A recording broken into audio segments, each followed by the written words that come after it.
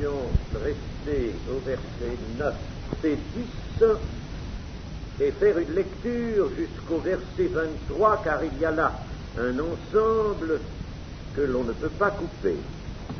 L'auditeur est prié de se reporter lui-même à la lecture de ces versets qui a été supprimée sur cette cassette.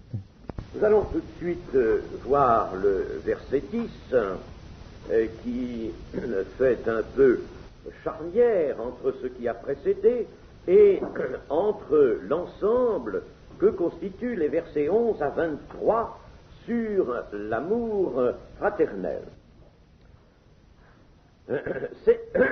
C'est par là que se font reconnaître les enfants de Dieu. Les enfants de Dieu se font reconnaître par là, c'est-à-dire parce qu'ils pratiquent la justice. En réalité, la traduction littérale est préférable. Elle est beaucoup plus révélatrice de la pensée. Littéralement, manifester au pluriel, sont par là les enfants de Dieu, les enfants du diable. Manifester, l'accent est mis sur manifester.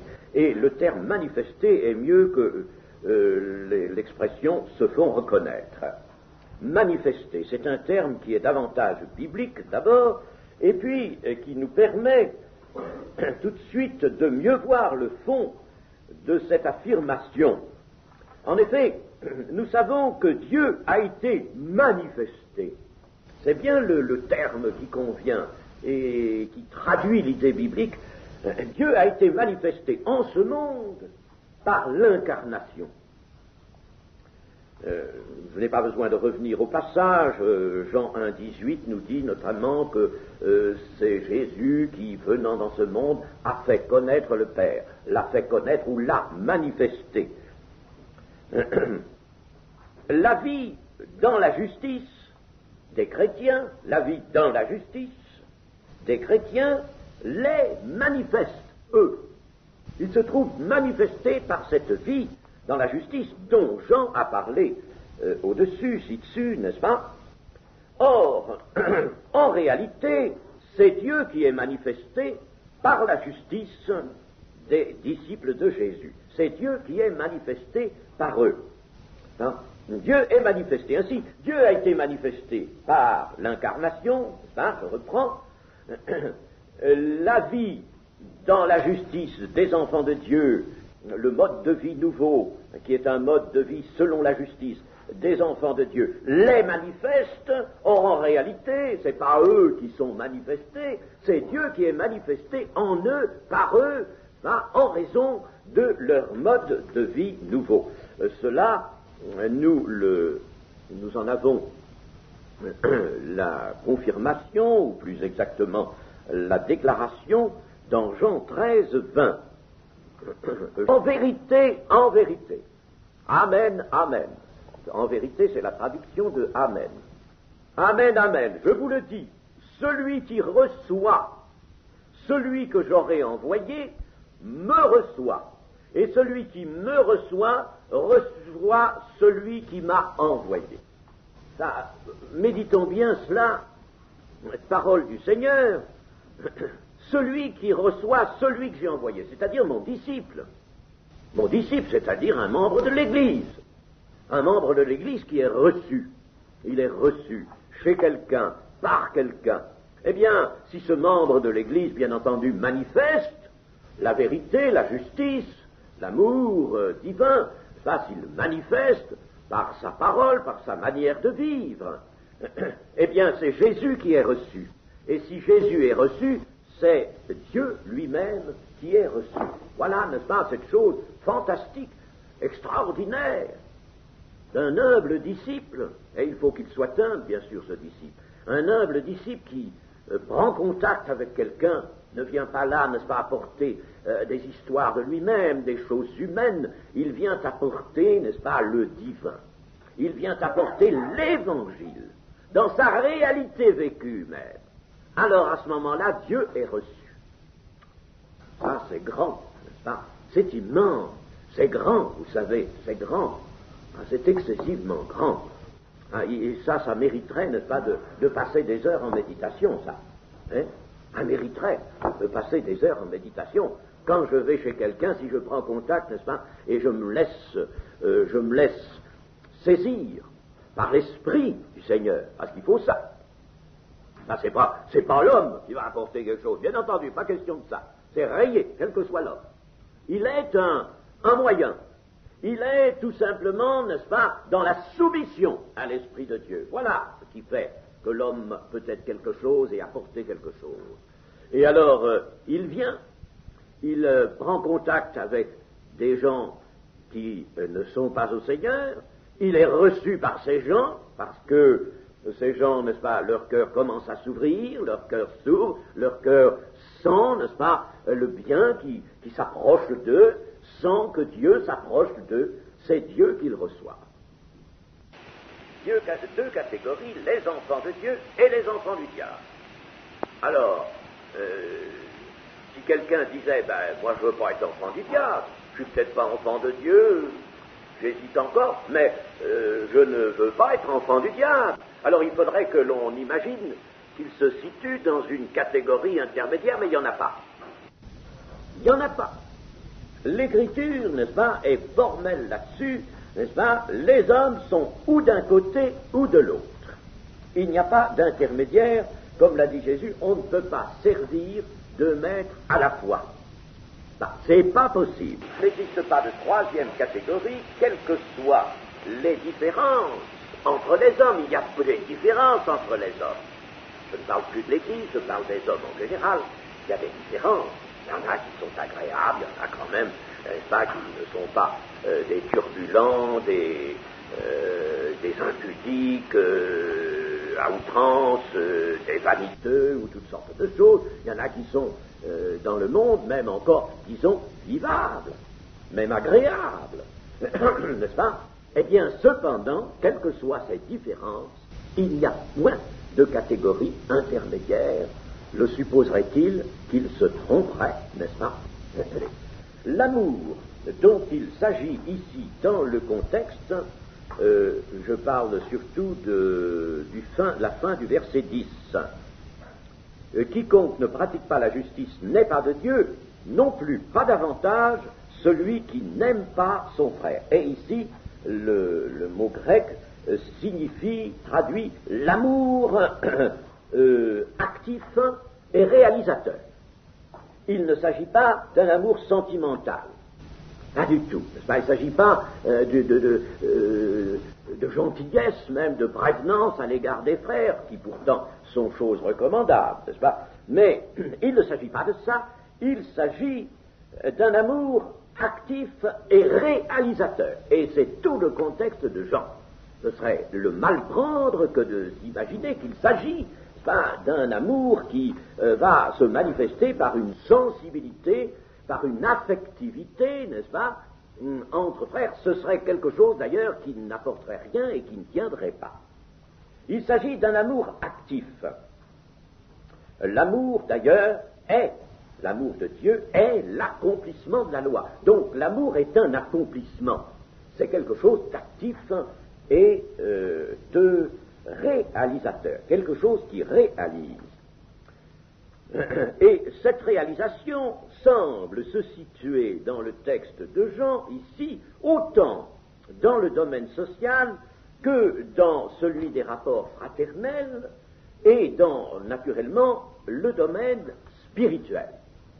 Domaine social qui, dans le texte de Jean, dans l'épître tout entière, domaine social qui est là surtout pour montrer l'action dans le domaine spirituel.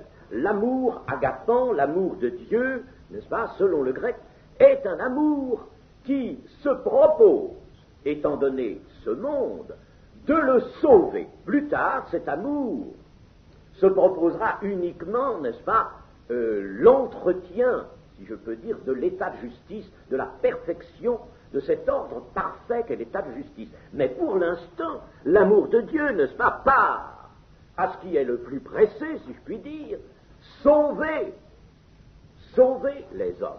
Les sauver, non seulement les attirer par l'Évangile à Jésus-Christ, pour les faire passer de la mort à la vie, mais quand ils sont à la vie, de les maintenir dans la vie jusqu'à ce que Dieu les prenne. La vie est une puissance surnaturelle qui vient de Dieu par Jésus-Christ. Et la vie nouvelle va donc s'exprimer par un amour qui tend à faire vivre les autres. Pas autre chose, chers amis. Ah ça, pas autre chose. Dieu a tant aimé le monde qu'il a donné son Fils afin que quiconque croit en lui ne périsse pas.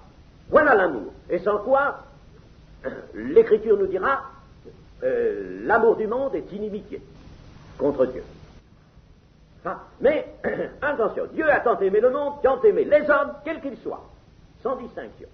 Il a tant aimé qu'il a donné son Fils comme victime expiatoire pour les sauver. Par conséquent, notre amour, à nous, l'amour fraternel, même fraternel, entre frères, c'est un amour qui tendra à sauver. C'est-à-dire, lisons l'Écriture, édifiez-vous les uns les autres, n'est-ce pas? Faites en sorte de ne pas être une pierre d'achoppement pour votre frère, pour votre sœur, n'est-ce pas? Voyez-vous, vous aurez toujours le souci de la vie. Attention, nous dira par exemple l'apôtre, ton frère qui est peut-être une âme faible, et pour qui le Seigneur est mort comme pour toi.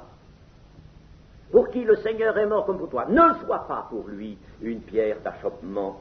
Et puis, l'Écriture nous dira aussi ceci, Paul, n'est-ce pas, animé par ce grand souci d'amener toute âme d'homme à la perfection, n'est-ce pas, et de la préparer pour qu'elle soit emportée, qu'elle entre dans le royaume éternel, n'est-ce pas, rendre toute âme d'homme parfaite, prête, ça veut dire prête, l'amener, n'est-ce pas, à cette préparation. Et ça, c'est alors le ministère pastoral qui est en vue, n'est-ce pas, et qui doit être bien exercé. Lorsqu'il est bien exercé, doit être une manifestation majeure. C'est la manifestation même, disons, majeure de l'amour de Dieu. Et nous le savons par ceci, Pierre, m'aimes-tu? Oui, Seigneur, oui, Seigneur. Pierre, m'aimes-tu? Oui, Seigneur, tu sais bien de quoi qui sais toutes choses, tu sais bien que je t'aime.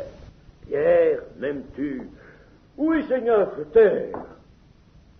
Alors, paix mes brebis, paix mes agneaux. Ah, paix, qu'est-ce que ça veut dire? Paix, il y a deux verbes qui sont là. Ça veut dire, aie le gouvernement de mes brebis et apporte nourriture à mes agneaux, à mes brebis. Apporte-le. Il y a deux verbes dans le texte original pour paître. Et Jésus les a employés tous les deux.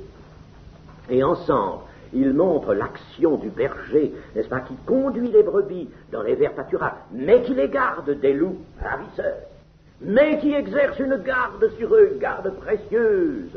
Jésus disant, j'ai gardé, Père, j'ai gardé ceux que tu m'as donnés, mais je quitte la terre maintenant. Alors, Seigneur, maintenant, il faut que toi, tu les prennes en charge toi-même et que tu les gardes toi-même. Garder, c'est dans le ministère pastoral. Garder les âmes. Oh, chers amis, je voudrais pouvoir répéter ça, je sais combien de fois, à tout le monde, et particulièrement à ceux qui exercent le ministère pastoral, qu'ils soient des pasteurs, des anciens ou autres, n'est-ce pas? Parce que c'est tellement important. Celui qui n'aime pas demeure dans la mort, avons-nous lu. Celui qui n'aime pas est donc celui qui est récroquevillé sur lui-même. Il est récroquevillé, il est replié sur ses préférences, sur son affectivité. Et il se regarde lui-même, il se considère lui-même. C'est à partir de lui qu'il voit peut-être les autres. Mais, n'est-ce pas, ce n'est pas uniquement le but de l'amour de Dieu qui est de sauver les âmes, tant par l'appel, par l'évangile qui appelle, que par l'évangile qui permet de paître l'Église. Quelqu'un qui se considère constamment lui-même n'est pas libre de regarder aux autres et de travailler au bien des autres par la seule voie qui nous soit donnée, il n'y en a pas d'autre, l'amour de Dieu. Au lieu de servir celui qui n'aime pas les frères, au lieu de servir, fera tout pour être servi, pour recevoir ou prendre des avantages à son seul profit, alors que le Seigneur a dit, je ne suis pas venu pour être servi, mais pour servir. Mes amis, je le rappelle à vos cœurs cela, Je ne suis pas venu pour être servi, mais pour servir. Pour servir, cher ami. On est venu pour cela. Nous sommes sur la terre pour cela. Si nous prétendons que nous avons de l'amour, eh bien servons, chers amis, servons. Il nous est dit ici que quiconque hait son frère est un meurtrier. C'est-à-dire qu'il travaille à empêcher son frère de vivre. Il rompt le lien d'amour avec son frère et l'élimine pour sa part du corps. Il l'élimine du corps de Christ. Quelqu'un qui hait, il s'agit de la haine, n'est-ce pas, ce sentiment fort, vif, violent même, eh bien, il rompt le lien d'amour, même s'il s'agit d'une haine qui ne soit qu'une inimitié. Il rompt le lien d'amour avec son frère, il l'élimine pour sa part du corps. Et cette élimination, vous me direz, mais elle est dans la pensée de celui qui est. Elle est dans son cœur, elle est dans sa pensée, elle est dans son cœur. C'est tout, n'est-ce pas? Et il ne va pas prendre une arme et agir contre la vie de son frère. Non, non, non. Mais, cependant, il nous est dit ici qu'il est meurtrier. Quiconque est son frère est un meurtrier, et vous savez qu'aucun meurtrier n'a la vie éternelle. Pourquoi est-il un meurtrier? Parce que s'il a éliminé son frère du corps, eh bien, cette élimination par sa pensée est aussi grave que le meurtre. C'est en somme un homicide mental. Un homicide mental. Il s'agit ici, n'est-ce pas, de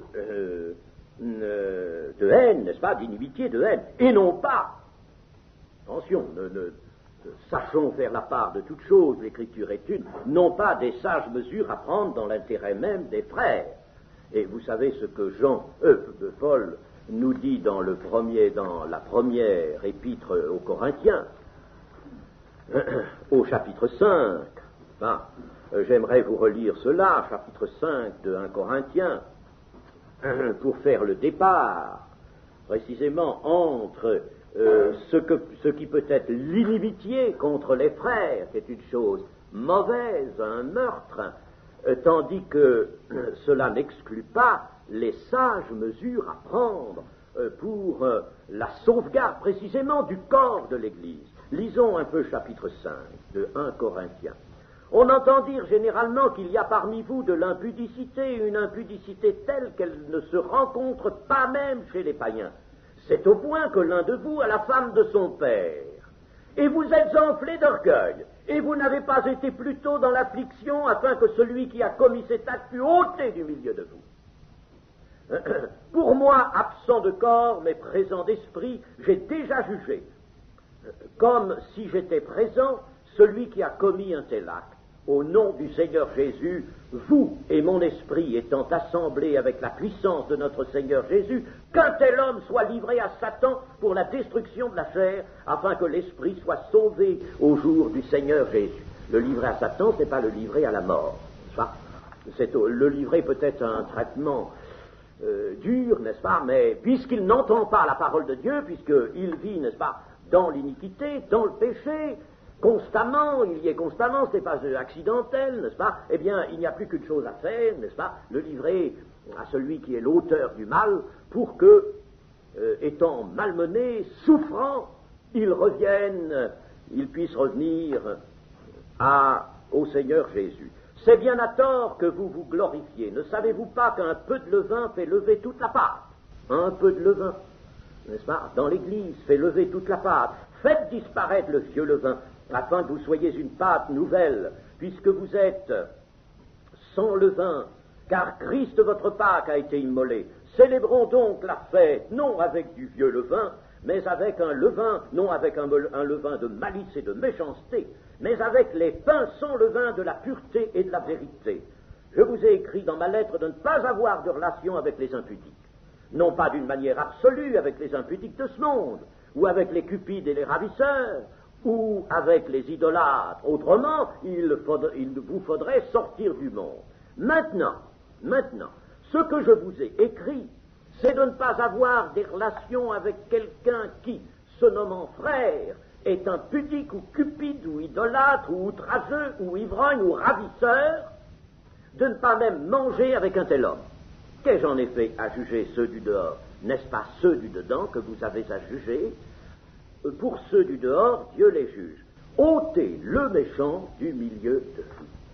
Eh bien, ce n'est pas là, n'est-ce pas, quelque chose qui fait échec à l'amour fraternel, mais au contraire qui concourt à nous montrer que l'amour fraternel, c'est un amour qui est tend essentiellement, comme l'amour de Dieu, par l'amour de Dieu, à la vie des autres. À la vie des autres. Et si quelqu'un vraiment, n'est-ce pas, dans l'Église est un scandale, n'est-ce pas, eh bien, il faut l'ôter. Le Seigneur Jésus a dit que si quelqu'un provoque le scandale, et il a dit, il faut qu'il y ait, c'est-à-dire il y aura inévitablement des scandales, eh bien, il vaudrait mieux qu'on attache une meule de moulin à son cou et qu'on le jette dans la mer. Donc, n'est-ce pas, comprenons l'amour fraternel tel qu'il doit être compris. Celui qui est naturellement son frère ou qui a de l'inimitié sans aucune cause, il s'agit d'un frère qui n'est pas, lui, dans l'iniquité, ou au moins, n'est-ce pas, disons qu'il n'est pas un objet de scandale dans l'Église, n'est-ce pas, alors il le hait, il n'a pas de raison, même s'il était un objet de scandale, il n'a pas à le haïr, notez. Mais ce frère qui est un autre frère se déclasse lui-même du corps. Et nous avons dans notre passage l'exemple de Caïn. Caïn est vu ici comme le représentant du monde qui est. Du monde qui est. Il n'a pas pu supporter auprès de lui le frère qui faisait des œuvres justes. Il n'a pas pu supporter davantage le regard favorable que Dieu accorda à ce frère, Abel. S'il avait admis les œuvres d'Abel, s'il avait été dit, eh bien, du moment que Dieu préfère les œuvres de mon frère Abel aux miennes, alors, s'il avait admis ça, il lui aurait fallu changer lui-même, il aurait été amené à changer dans sa pensée, dans son cœur. C'est ce que Dieu va lui proposer. Toi, domine sur le péché couche à ta porte. Enfin, il est là, se tient à ta porte. Eh bien, domine sur lui. Il aurait fallu qu'il accepte les œuvres justes et les œuvres sanctionnées comme justes par Dieu chez son frère. Et Caïn n'a pas voulu cela. Il n'a pas pu laisser exister le frère juste. Il l'a tué. Il l'a tué comme le Christ juste a lui aussi, lui le juste par excellence, le véritable et le juste, a été mis à mort par ses frères haineux. C'est bien la haine qui a poussé le Seigneur Jésus dans la mort. Vous me direz, cela était écrit, il fallait que cela arrive, et cela pour nous est source de salut. Bien sûr, parce que Dieu change le mal qu'on lui fait à lui, qu'on fait à son Christ, ou qu'on fait à l'Église. Il change ce mal en bien. N'est-ce pas? Ça, c'est une chose qui nous est enseignée. Mais il n'empêche que le Christ a été poussé dans la mort par ses frères haineux. Abel est la préfiguration de cela, n'est-ce pas? Caïn, selon sa haine, a précipité Abel, son frère, dans la mort, parce qu'il ne pouvait pas supporter que ses œuvres soient justes et non les siennes, que Dieu ait donné un regard favorable à son frère et non à lui. Et c'est toujours ce qui a eu lieu, n'est-ce pas? C'est toujours ce qui va se faire, et dans l'Église, nous aurons à souffrir de cette jalousie-là. Oh, nous aurons à en souffrir terriblement, chers amis. Vous me direz, mais comment dans l'Église, ça ne devrait pas exister? Ben, ça ne devrait pas exister. Nous sommes malheureusement sur la terre et nous sommes dans le combat. Nous bataillons évidemment et le diable essaie toujours de ramener, n'est-ce pas, dans l'Église cette jalousie qui va disloquer le corps de Christ, le séparer, le briser. Cette haine qui est vouée sans cause, le Seigneur Jésus a dit, ils m'ont haï sans cause, c'est-à-dire sans autre cause que le mal. Il n'y a pas d'autre cause que le mal. Cette haine vouée à Jésus sans cause le sera aussi à l'Église. Ne vous étonnez pas, frères, si le monde vous hait. Et le Seigneur l'a dit, ils m'ont haï sans cause, ils vous haïront, vous de même. Ils vous haïront parce qu'ils ne me connaissent pas. Ils ne veulent pas me connaître. Ils ne veulent pas venir à moi. Ils ne veulent pas me connaître. Leur être humain, leur être naturel n'a pas voulu se courber, se plier, n'a pas voulu s'humilier, n'a pas voulu recevoir vraiment le pardon des péchés après une authentique repentance. Pour la repentance, il faut vraiment s'abandonner à l'Esprit de Dieu, voyez-vous, et à la parole de Dieu. S'abandonner vraiment. Et c'est utile dans l'Église aussi, cela, la repentance dans l'Église. C'est utile. Eh bien, ils n'ont pas voulu cela. Alors que l'Église ne soit pas étonnée de ce que le monde vous la haïsse, car il a haï Jésus.